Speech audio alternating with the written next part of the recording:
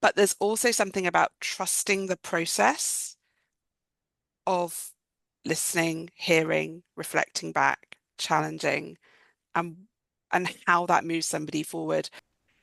Do coaches need coaching? What is coaching? And is it necessary in the first place? How do we know we need coaching? To answer these questions, join me and my guest, Laura James, on this new episode of Development One Topic at a Time, where we do development with the aim of making the world a better place by discussing a range of relevant topics. Good morning, Laura, and how are you feeling this morning? Hi, Zainab. I'm so excited to be here. Yeah, thank you so much for inviting me. Thank you. Thank you so much for coming. I am really, really pleased with your presence here today. Me too. It's great to have you on this podcast, Laura. And I know that our viewers and listeners will learn so much from you because I know I learned a lot from you. I think you did a lot of work yourself, Zainab, but thank you for the compliment. Thank you, Laura. Oh, I know that you are a resilience and well-being coach that is credentialed by the ICF or the International Coaching Federation. You're also a facilitator and a trainer. And I have collaborated with you in the maternity and coaching worlds. And I can really attest to your passion for helping people, which I share with you, Mm, and, and your professionalism. You are a very, very professional, person, someone who is really good at what she does and very um, skilled and very, you are trustworthy and reliable. And I like that about you, Laura. thank you, Um, Zainab. you're welcome. Oh, you are indeed. I think that's what I'll call you. I think it's a gentle force to reckon with, if I can allow Oh, myself to say that. wow. I love that. I love that. Yeah, that really, so that really, really, describes you the way I see you. Anyway, I'm glad That's you really love it. interesting. That's really interesting because I've got a piece of feedback that I got from somebody the other day who said Laura finds a way of being rigorous and gentle at the same time. And Oh, I there you thought, go. that's exactly what I'm aiming for, actually, rigorous and gentle. So yeah, I like that. I'll take that. Great. So it's good that I am saying it, you are saying it, and someone else is saying it. So yeah, please take it. But Laura, I also wanted to give you the opportunity to say, in your own words, who you are and, what you do. So in your own words, Mm, please. okay, thank you. So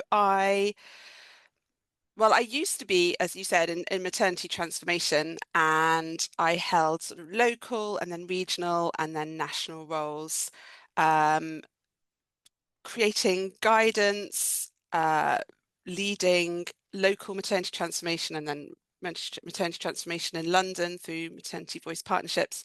And then I went on to National Maternity Voice to do some training and development for other leads of maternity voice partnerships. And I think you're right that making a difference and having an impact is one of my core values. And I got to a point, I think the more strategic you get sometimes, the further away you get from being able to see what's happening on the ground. And just before COVID, I thought, I don't know how much of a difference I am now making. I think it's time for somebody else to step into this role.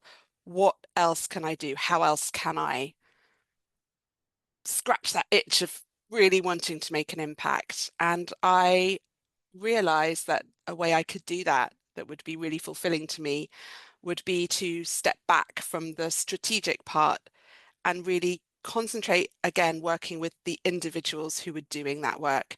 And that's what led me to coaching. So I trained in 2021 online, just in the middle of COVID, with a fantastic training school called Coaching Development, which I'll talk a bit more about that at some point. And then I went on in 2022 to do the developing mastery parts. I got my diploma.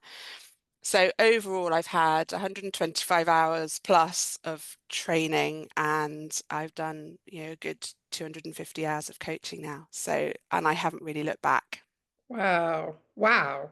Yeah, let me say that again. Wow. That's amazing. And such a beautiful transition from the maternity realm to what you're doing now. Although I know that it's still, there's a bridge, right? You feel that you, Absolutely. Yes, there exactly. really is. Yeah. So the people I work with now are often NHS staff. I have a real sort of desire to support, my tagline is supporting those who support others. So this is where the resilience part comes in as well. I try and support people who might have low resilience so that they can continue to do the job that they fell in love with in the first place, so that they can keep going, so that they can build the scaffolding around themselves that will enable them to stay well. Beautiful, beautiful way of putting it as well. And I think you're the right person to be doing it. Yeah, because yeah, we collaborated in the maternity realm, as I said before, and it felt like you were already a coach Mm. even then. How do you see that? I think I think that's correct. I think I can attribute a lot of the skills that I brought to listening to people from from who I am as a person, but also from my NCT training. So I also used to be an antenatal teacher with the NCT, the National Childbirth Trust, one of the biggest charities for parents in the country. And the training that I received back then, 20 odd years ago, was really sort of instilled in me the importance of just listening to people and what can happen when you give people the space and your presence for a certain amount of time. The sort of a magic that happens, I think. Yes, it's a beautiful word. It's a magical experience. It's I don't know how else to put it, but that word, to be honest. Mm. And how would you define coaching, Laura? So obviously there's the ICF definition, which is, quite wordy and that talks about partnering with clients in a thought-provoking and creative process. And that was my sort of starting point. These days, I think I would say coaching is an opportunity to explore what what you want to be different, and how to change your thinking or your behavior. Wow, that's a very thoughtful definition. To me, it tells me that as you initially started with a different definition, and then you gave me another one based on your own experience. So it felt like you've been through the process, and now that you look back, you have a different way of defining the term coaching. If am I right in assuming that? Yeah, I think that's Yeah. right. I think it's not changed fundamentally from my, initial training days, but it's definitely as I go along, and I don't think this is one of the things about being a coach, you are constantly learning, and I don't think there's ever an end point to your learning about yourself, who you are as a coach, what your clients want and need, but there's a definite deepening of understanding about what coaching is, what it's not, and the impact it can have on people. Yeah. Which is, I think, which will take me to my next question, Laura. Um, do you think that coaching is necessary? And I think based on your definition and based on our experiences, of course it is necessary. But then to the people who are listening, do you think that coaching is necessary? And if so, how can someone ever realize that, yes, I think I need coaching today? Mm, that's such a good question. Um, I think coaching, I wouldn't be a coach if I didn't think it was very important. I think coaching has a really specific place alongside mentoring, alongside consultancy, alongside therapy, if that's what the client needs. And it's really important to differentiate. There's a huge difference between coaching and therapy. So I am not a trained therapist, and I never claim that I am. And I think this is kind of one of the paradoxes of coaching, that sometimes people don't know the power of coaching until they've experienced it themselves. So they might think, oh, I don't need coaching, but then once they've have it, they realize how transformative it can be.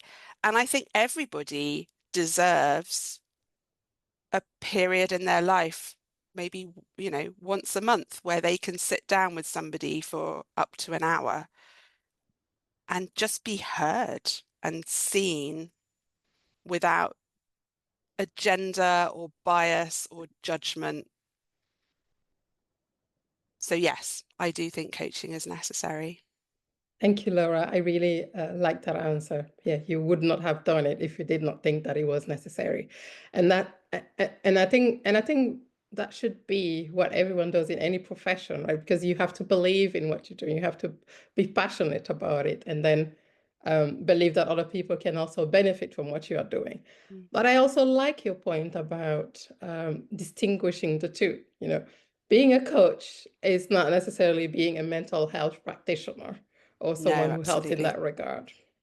Absolutely. And, I always say to people, coaching can be therapeutic in nature, just because you're being seen and heard, and the client might well get some things off their chest that they find really cathartic. But we don't, my trainer always says, we don't look at what's wrong with people, we look at what's right with people. And I really love that differentiation.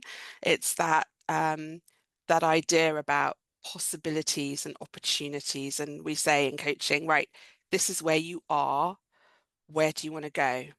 Now you're here. What happens next? And so it's a very forward looking process.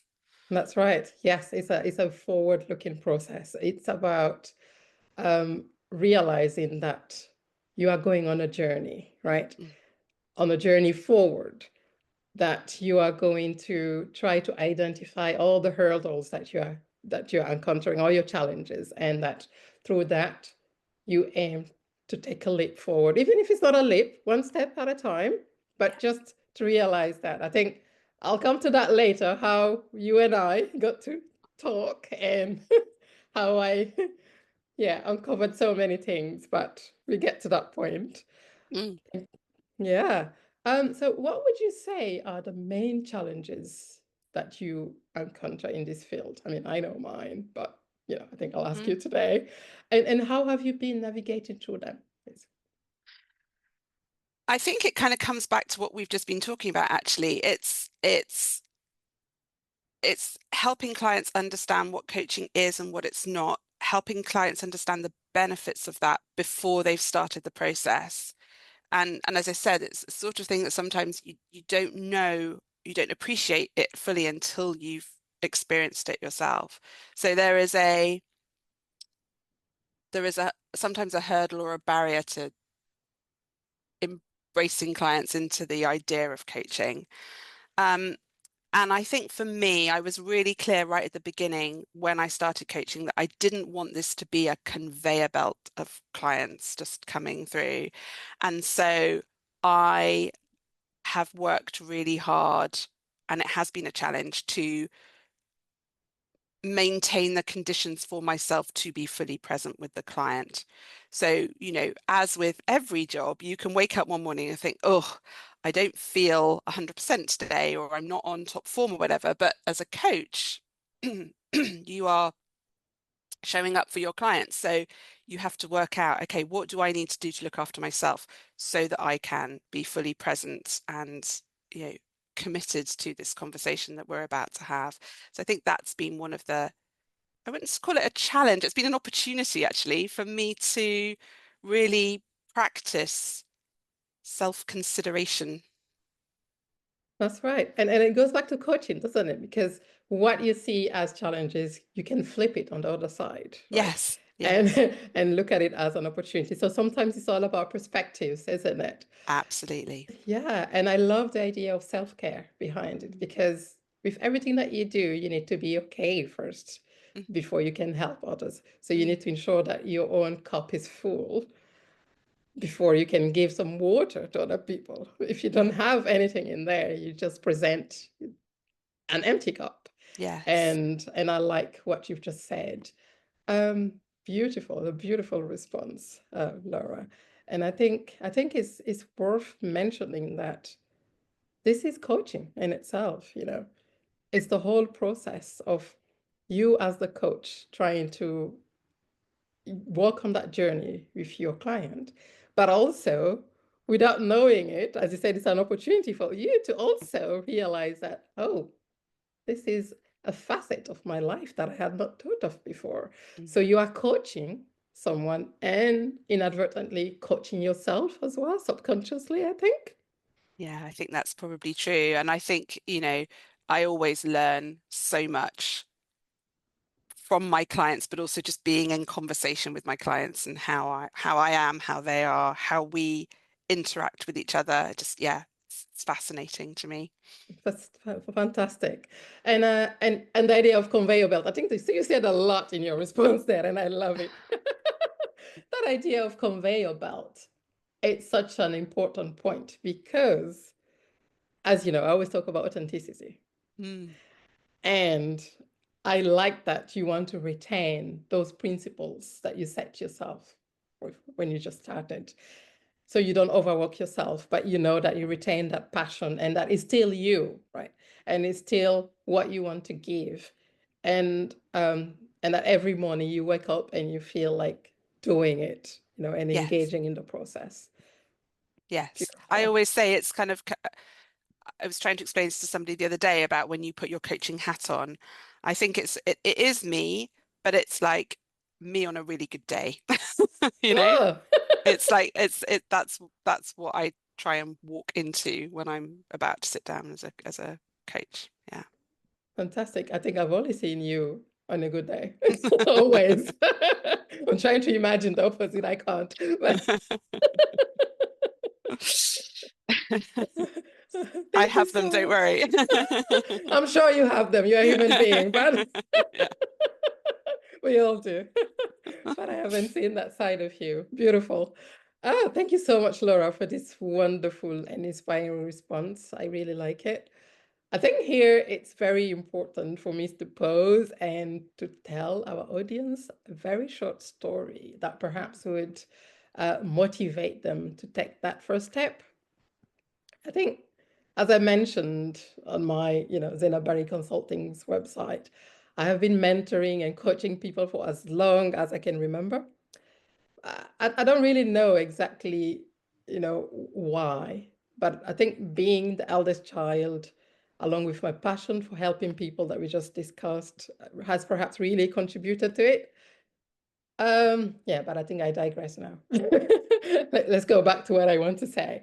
I think actually it's a really, really good point, a point that is relevant because I want everyone to know that, they can follow their dreams if they want to, and that it's important to take the time to think about what you want to do and to realize when you need a coach or a mentor.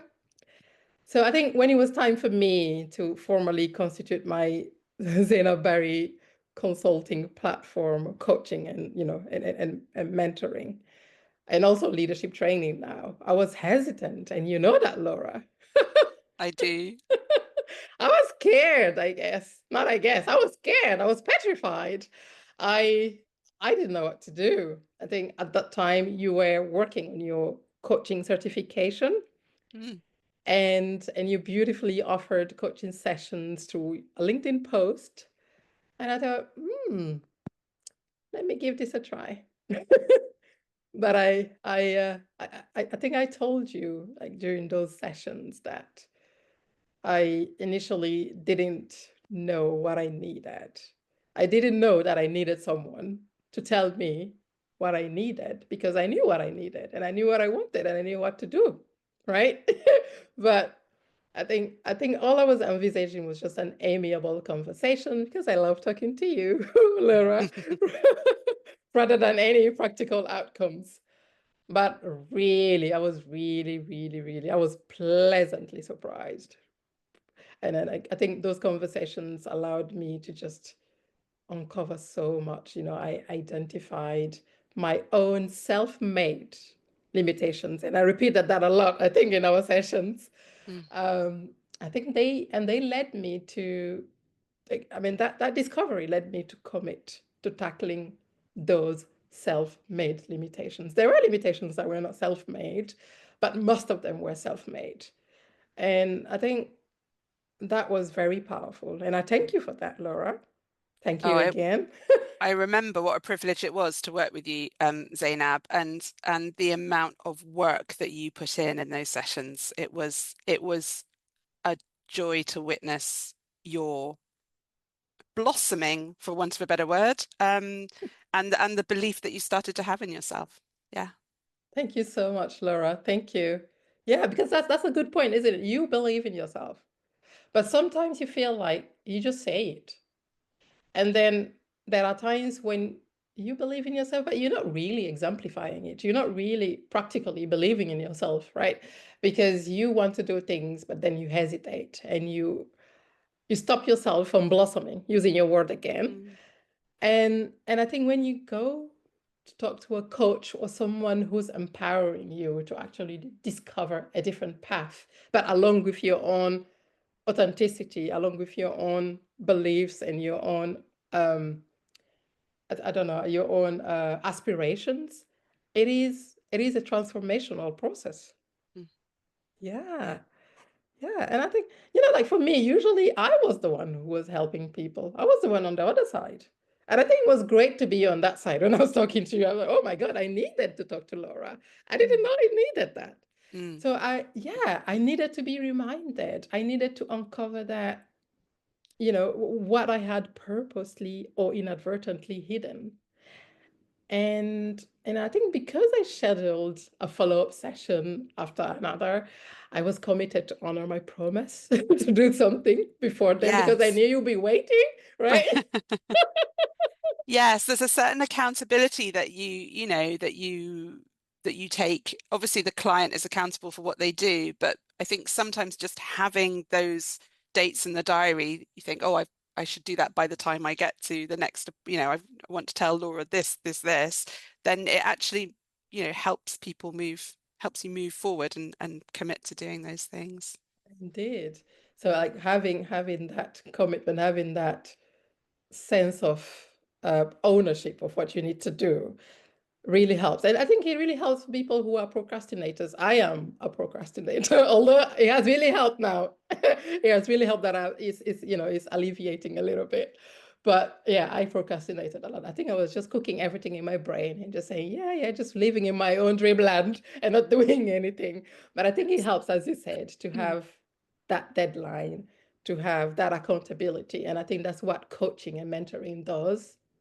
It also helps you to, yeah, as you said, to be accountable to yourself, but also to the one that you are working with. Yes, yes. It turns the ideas that are going round and round into your head into a change that you can see. Yeah. It's all very well to have the ideas going round and round in your head, but actually if they're not, if they don't come out and are made tangible, then there's not much point in them being in your head. No, and actually they become heavy in your head. Yes, Yes. yes, Yes. yes. Because I felt like since I started writing my books, I feel lighter. I feel Mm, lighter. And I told you even during those sessions, I felt lighter to have just delivered. Um, because remember I was saying, oh no, I don't know I don't know what to do with the website. I don't know how to do it. But then you're like, you can do it. Then I was like, actually, I could delegate this, but I want to learn. mm, I want mm. to learn. And going on that journey, Googling it, because everything is available now online. That's the beauty of living in these times, isn't it? It's Yes. like, yeah, if you put your mind to it and everything that you need is, available to you, then just make the good use of it and you can just get through it. So thank you, Laura. Oh, it's a pleasure. And I think that's another thing that coaches do is if a client doesn't have belief in themselves, then that's what the coach does. They hold that belief until the client has it for themselves. That's what I like Yes, to think about it. yes, indeed. Yeah. Again, yeah, they hold it. They hold it until the client realizes that they have that belief. Because for me, that's it.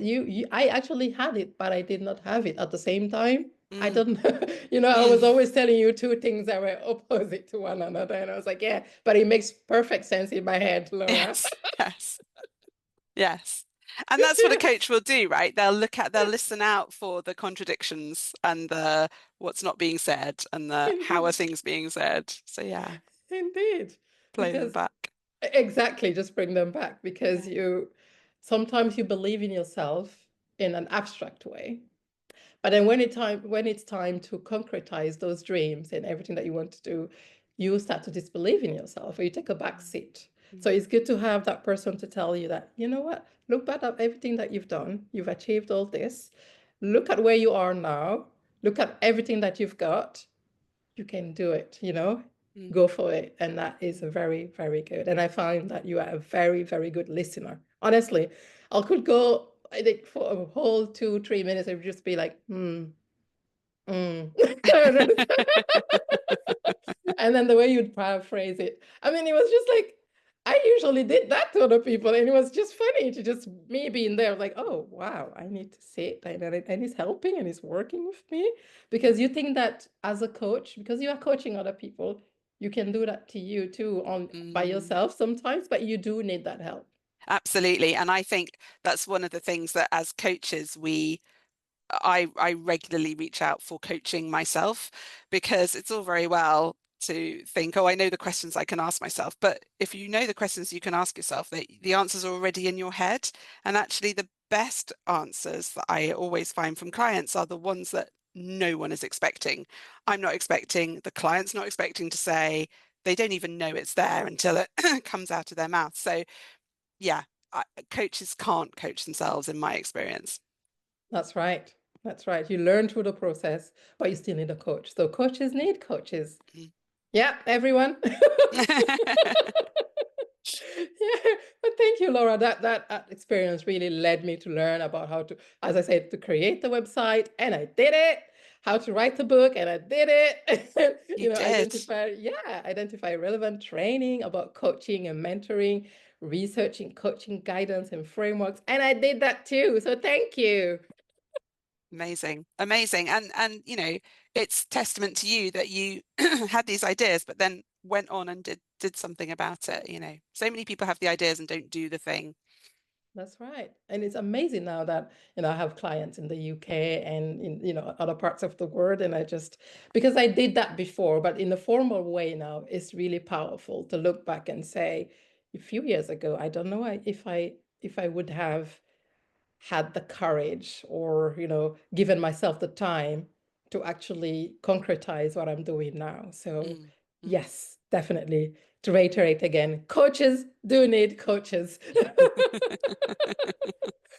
And for everyone who's listening, okay, I am a coach and a mentor. Zenobari Consulting is here for your coaching and mentoring and training needs. But Laura James Coaching is also available. Trust me, It she's a is. great listener. Thank you, Zainab.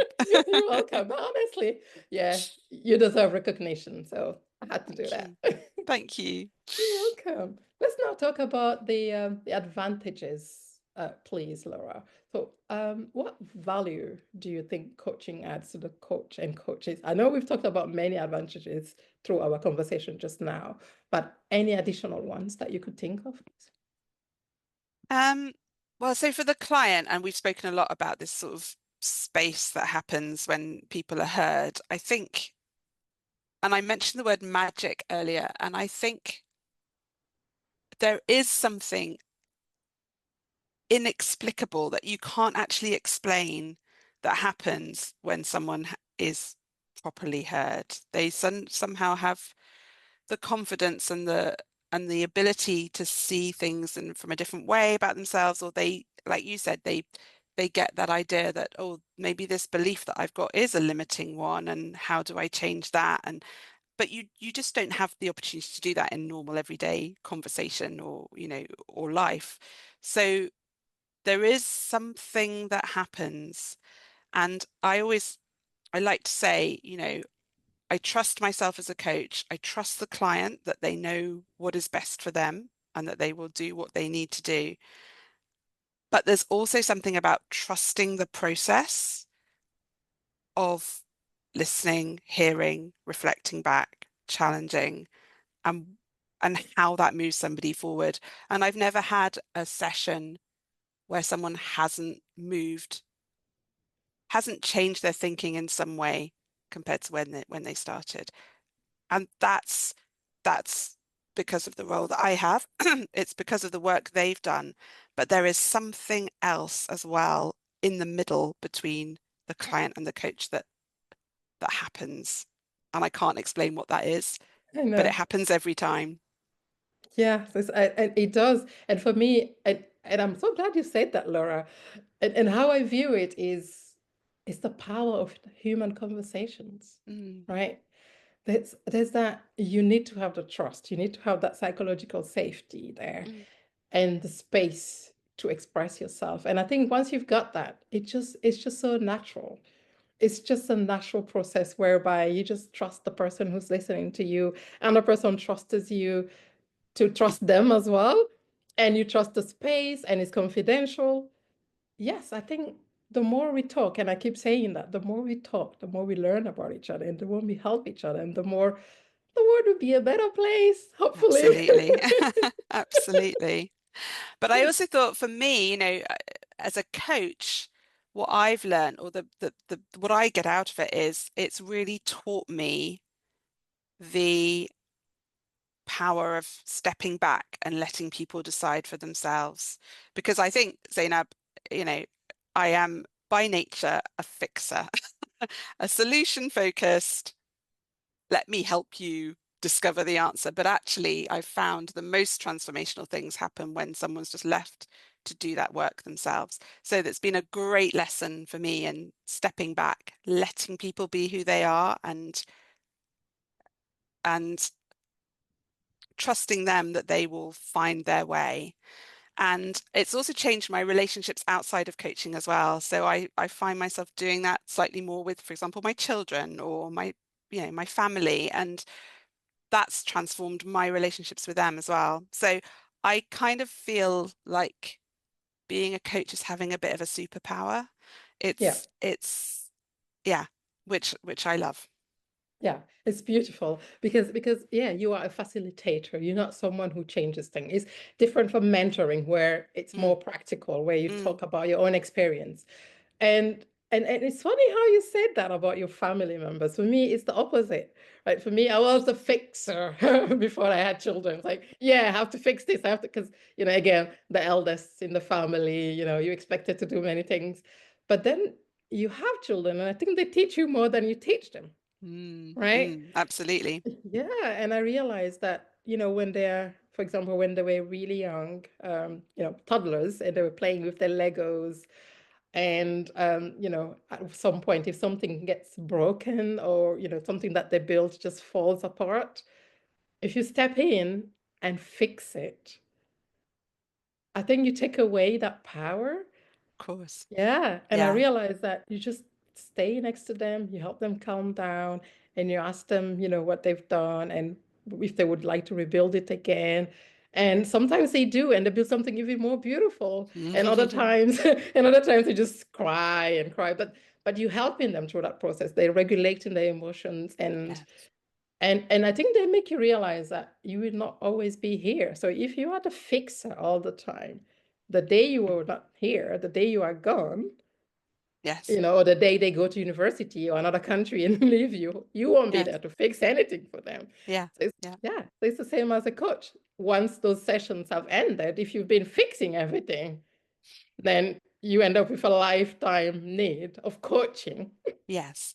And that's a really good point, actually, because I think that's something that sometimes people don't understand as well, is that coaching is for a finite period. And actually what we're doing in those sort of last few sessions is what are you going to do when this relationship has finished? How are you going to take this forward by yourself?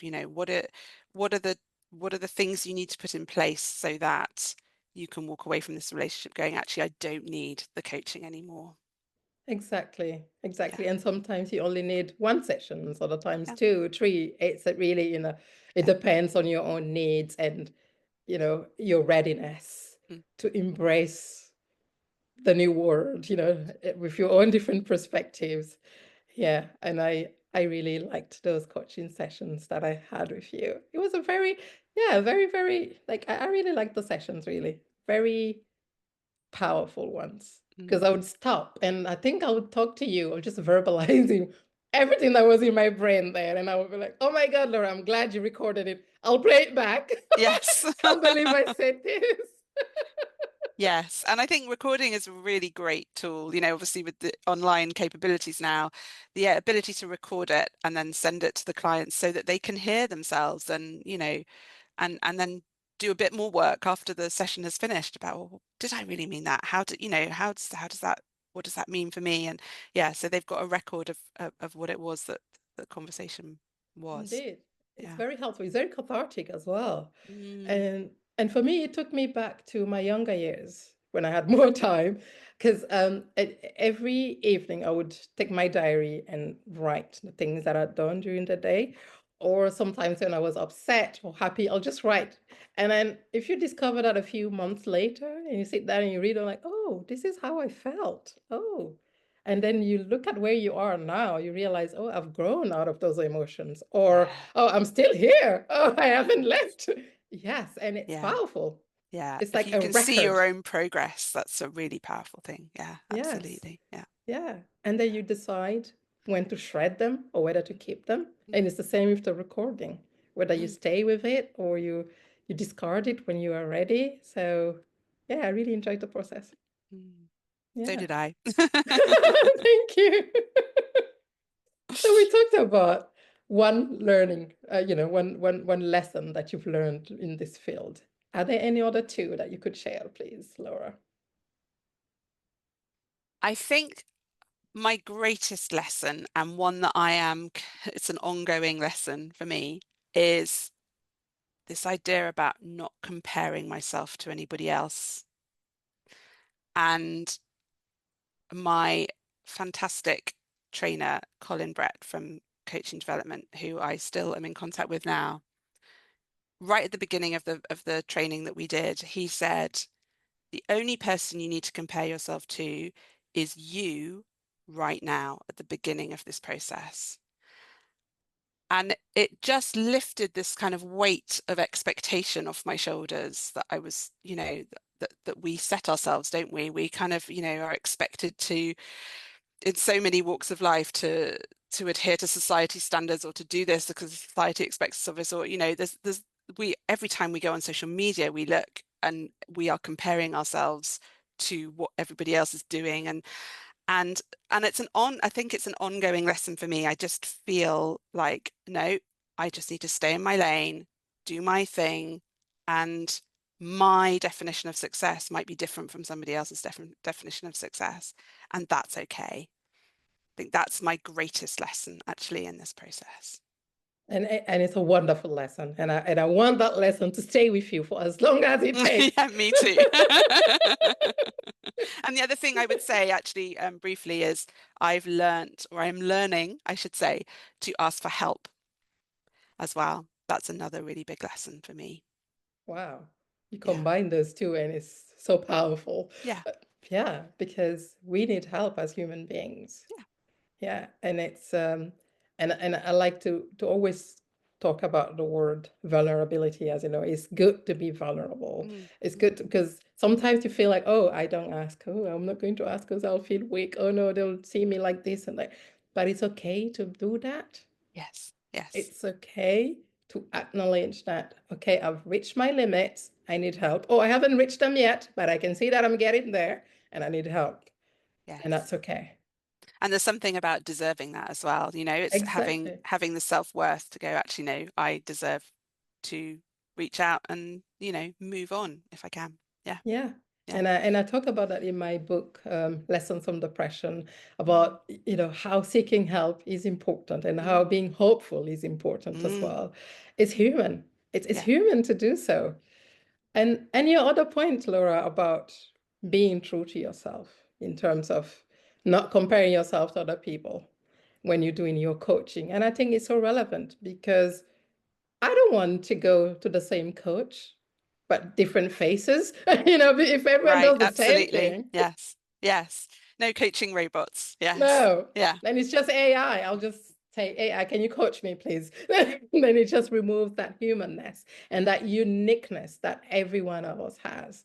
Yeah. And again, authenticity. And I remember we talked about, oh, I think you told me that someone told you that you cannot, that about the definition of the word authenticity, that can you really be anything other than authentic? And I think we developed that in 1 hour or in 45 minutes. So I won't go into that, but I always reflect on that. I always think about your question and my answer to it. And perhaps one day I'll share it. I'll let you know. Yeah, do. I'd love to. I'd love to hear it. Thank you. Thank you so much, Laura. I think we are nearing the end. Mm, it's gone Yeah. quick. Yeah, I know. I've loved it. Just 2 points, please. So what advice would you give to anyone who's thinking about, embarking on this journey of coaching or mentoring? I would say absolutely go for it. It's been really life enhancing for me. I would say, it's an unregulated profession. So there are lots of people out there who call themselves coaches and, might not have done a lot of work to get there.